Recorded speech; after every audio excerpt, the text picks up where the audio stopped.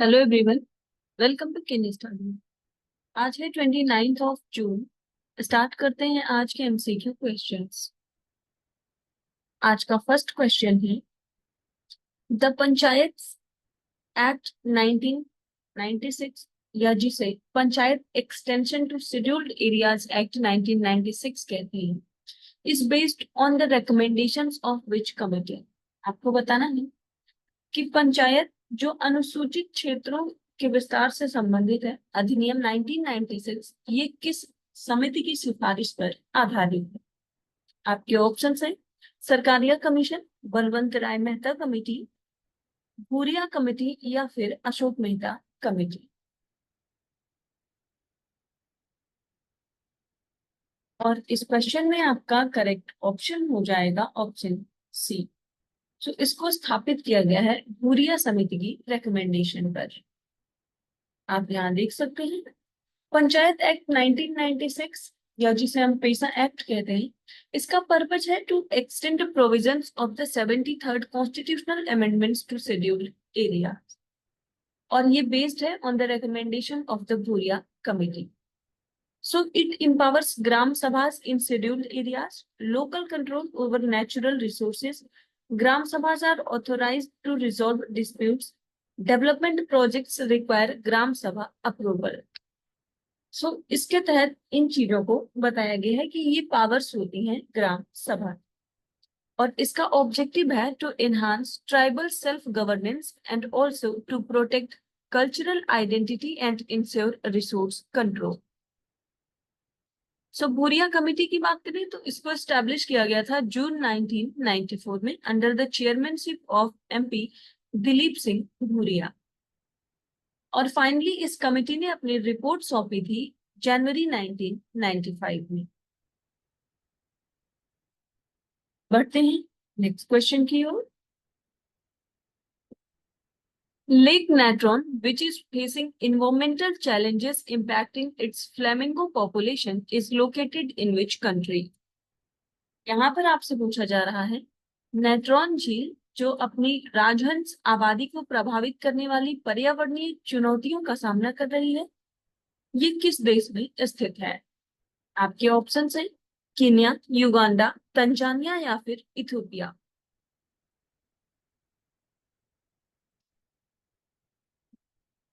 और इस क्वेश्चन में आपका करेक्ट ऑप्शन हो जाएगा option C.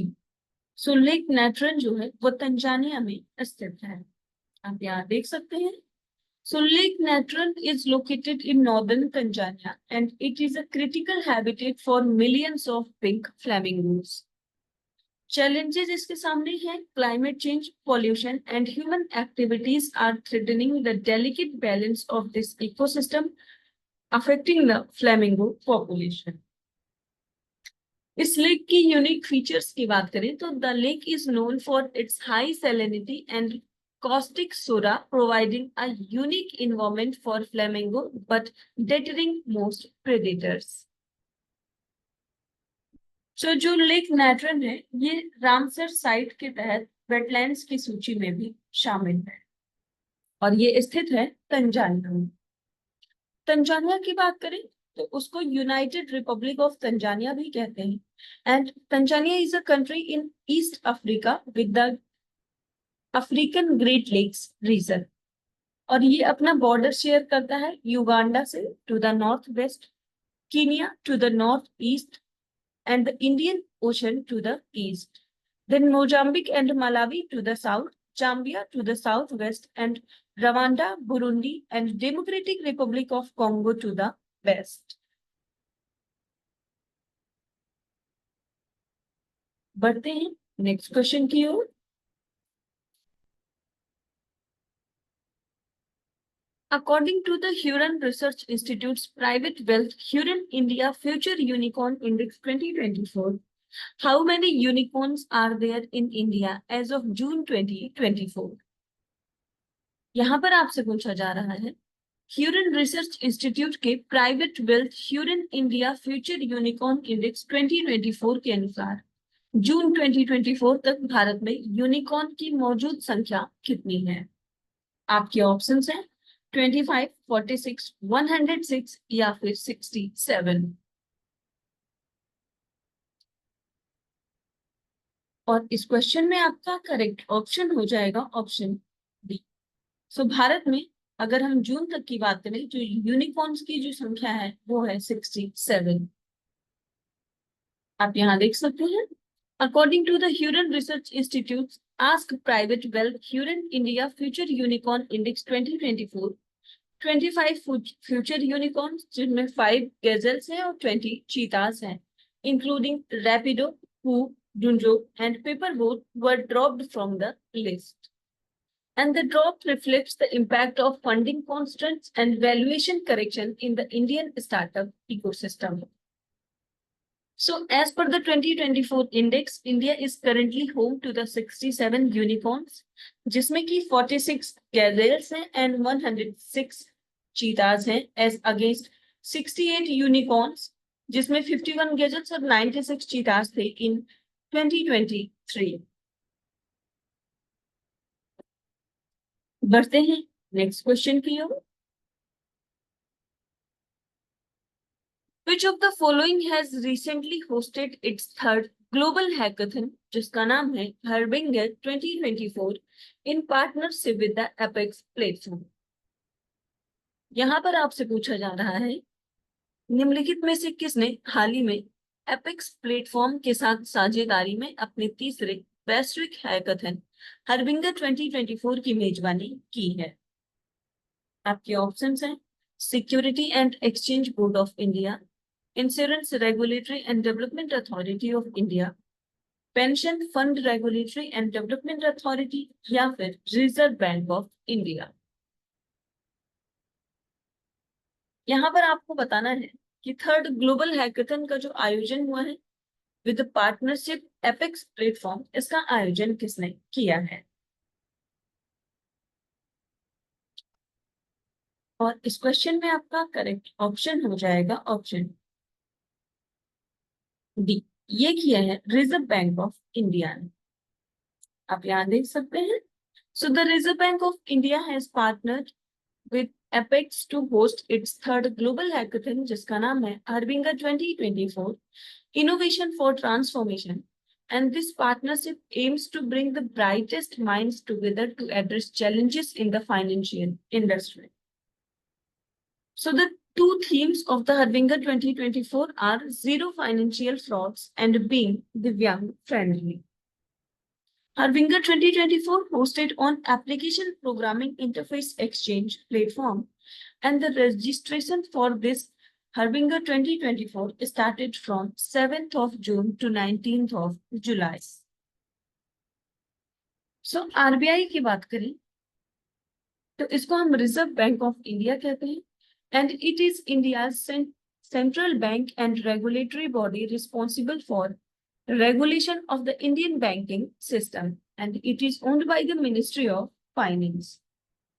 So it is responsible for control issue and maintaining supply of the Indian rupee.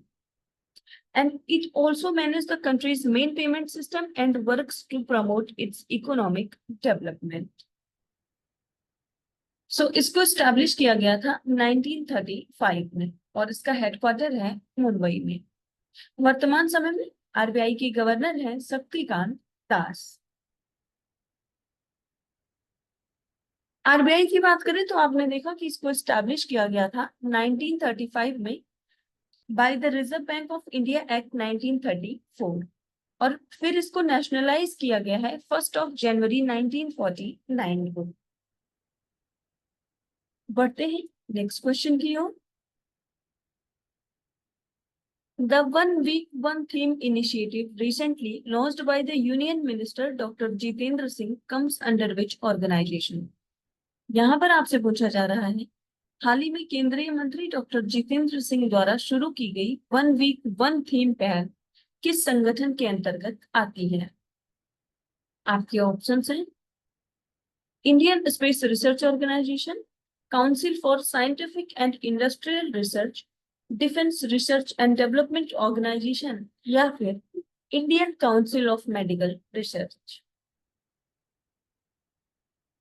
और इस क्वेश्चन में आपका करेक्ट ऑप्शन हो जाएगा ऑप्शन बी। सो इस पहल को शुरू किया गया है Council for Scientific and Industrial Research के तहत। आप यहाँ देख सकते हैं union minister doctor Jitendra Singh launched one week one theme campaign showcasing recent success stories of India in different streams of science and technology. So the one week one theme initiative is under the Council for Scientific and Industrial Research, and the campaign aims to integrate the efforts of CSIR labs to reduce overlap and optimize resources. And this initiative follows the success of one week one lab campaign. बढ़ते हैं next question की ओर। Has been appointed as the Vice Chancellor of the Universal AI University, India's first AI dedicated institution. आपसे पूछा जा रहा है भारत के पहले एआई समर्पित संस्थान यूनिवर्सल एआई यूनिवर्सिटी के, माफ कीजिएगा यहाँ आप एआई करिएगा,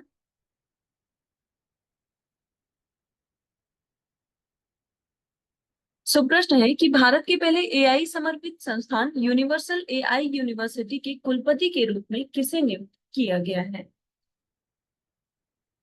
आपके ऑप्शंस हैं सिमोन मा, तरुणदीप सिंह आनंद, डॉक्टर आर.एम. चिटनिस या फिर राहुल विश्वनाथ कराट।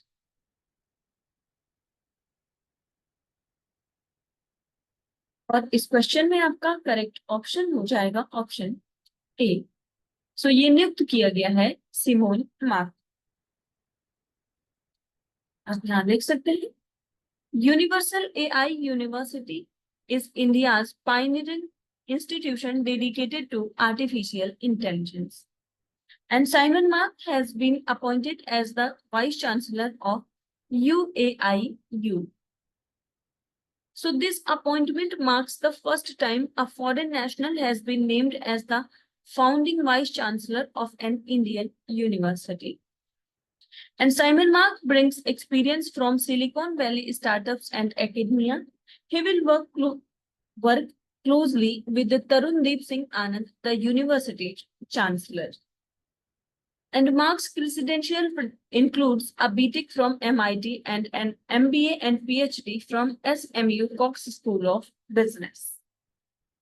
So आप ध्यान रखेंगे इंडिया के पहले एआई यूनिवर्सिटी के लिए जो अपॉइंट किए गए हैं वाइस चांसलर वो है साइमन मॉक। सो आज की करंट अफेयर सेशन में इतना ही। Thank you for watching. Do like share and subscribe.